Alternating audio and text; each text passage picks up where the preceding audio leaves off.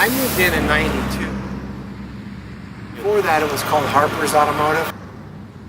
The one that opened it up originally in the 50s, and then he retired in '82, and a guy ran it for about 10 years, and then I came in, I changed the name. It's been that ever since. Been going strong ever since. So far, with Tino taking over, it was his idea. He didn't have to tell me twice. I miss the hands-on working on the cars, and I miss the customer. Believe it or not, even after only 25 years, some of our people that come in are third generation. Their grandparents, the parents, and the kids. Some of the kids weren't even born when the place opened, and they're starting to have kids. It's fun. It drives you nuts, but it's fun. People are fabulous. They really are. They're good, understanding. I was a mechanic my whole life, and I saw how people should and shouldn't be treated working where I worked.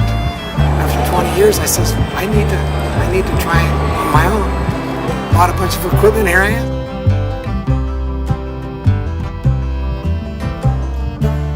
Man rises up